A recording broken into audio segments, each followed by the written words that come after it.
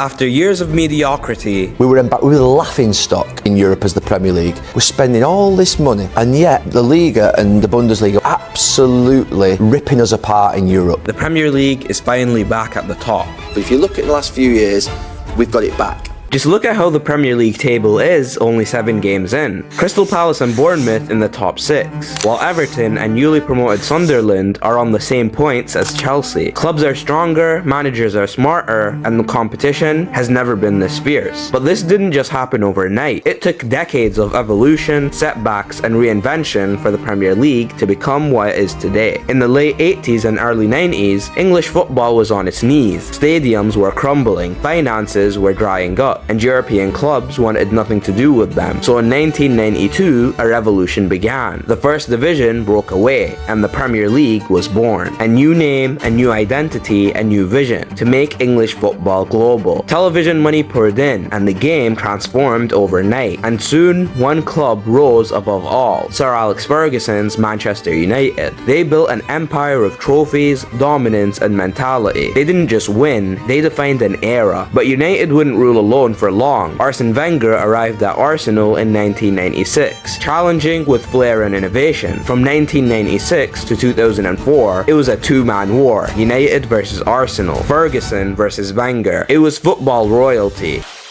Between 1996 and 2004, Arsenal and Manchester United dominated the Premier League. The final whistle goes. Manchester United are the champions. Arsenal equal Manchester United, who won the trophy 11 times. Then came the money. In 2003, Roman Abramovich bought Chelsea. He didn't just invest, he reshaped football itself. Millions poured in. Then Mourinho arrived, and within 2 years, Chelsea were champions. 5 years later, Manchester City followed the same path. Sheikh Mansour's takeover made the mid-table side into one of the most powerful clubs in history. By the 2010s, the Premier League Big Six was born: United, City, Chelsea, Arsenal, Liverpool, and Tottenham. They had the money, the brands, and the global reach. Essentially, is if we imagine that there's a mini league in the top 6, Big Six, financially, it means that it's very hard for them to drop out. Yes, these clubs might drop out a little bit of the top 6 in terms of their football, but roughly they're always going to be able to outspend everyone around them. So this is the insanity of it, is we've only just started growing as a club and we're already being told, and this is the beauty of how you know it's to protect the big clubs. What you've just said: sell Isak, sell Bruno Guimaraes. Who do we sell them to?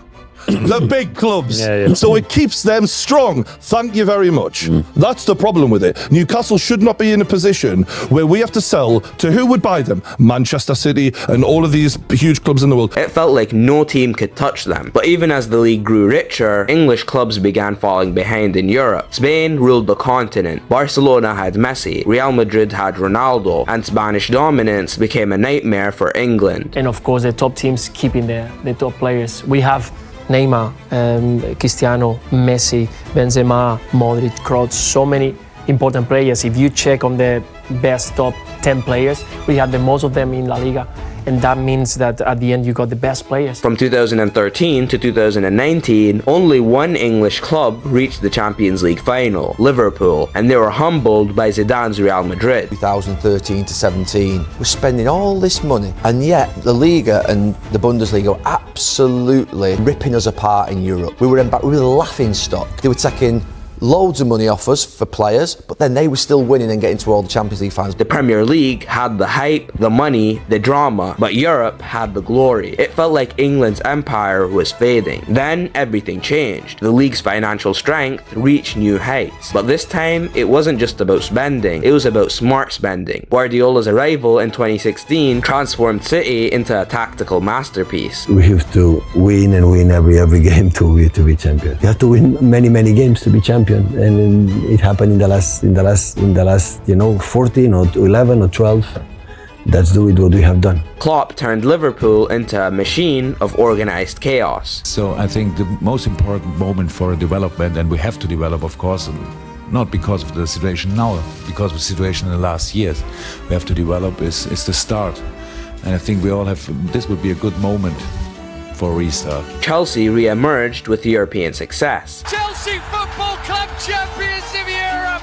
against the odds. And Arsenal began their rebirth under Arteta, a young manager with a modern vision. Between 2018 and 2023, English clubs reached 5 of 6 Champions League finals. Liverpool versus Spurs, Chelsea versus City, City versus Inter. English domination, pure and undeniable. And this wasn't built overnight. It came from data, planning, and vision. From recruitment to analytics, clubs stopped chasing names and started building systems. Liverpool turned smart scouting into trophies. City built a structure so efficient it looked robotic. Chelsea's youth project grew from chaos to control, and even mid-table clubs started to evolve. Brighton became a model of efficiency. Aston Villa transformed under Unai Emery, and Newcastle reawakened with ambition. The Premier League had rebuilt itself, not through luck, but through intelligence. You know what? This has happened a lot in Europe this season, and I think it needs to be mentioned.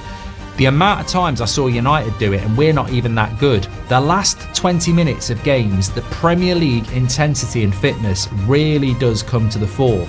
They've just been relentlessly stronger and fitter. And I think this is something that the purists don't want to talk about because they don't want to give the Premier League credit. You really do see in the second half of these European ties the intensity and fitness of the Premier League teams coming through. So it's no wonder when the European Super League came in, many English sides rejected it. The Premier League clubs have come out and said that we are not interested in joining a European Super League. Because the truth is, Europe doesn't need a new Super League. It already exists, and it's called the Premier League. City, Arsenal, Chelsea, and Liverpool sit at the top, but the pack below is closing fast. Newcastle, Villa, Brighton, Palace, Bournemouth, each with structure, vision, and growing power. That's what makes this league so terrifying. In Spain or Germany, the same teams dominate every year. In England, the underdog can bite back. A club that finishes 14th this season could be fighting for Europe the next. No other league offers that kind of danger. The Premier League used to be about power and pace. Now it's a chess match. Guardiola's positional play, Arne Slot's pressing, Arteta's control, Maresca's structure. Even coaches like Thomas Frank and Nuno Espirito Santos bring ideas that redefine modern football. The league is a melting pot of philosophies. No team plays the same way, and that's the beauty of it. Every week is a new test, a new system to crack, and that's why it feels like chaos, because every club is smart enough to fight back. The Premier League isn't just football anymore, it's survival. This is not 1 or 2 super clubs at the top, it's 20 sharks in the same tank, all hungry, all dangerous. La Liga had its kings, Serie A had its legends, but England built an empire, a league so deep, so relentless that even Europe's giants now fear facing them. Because in the Premier League, you don't just play football, you live for it, and that's why every club must fear the Premier League.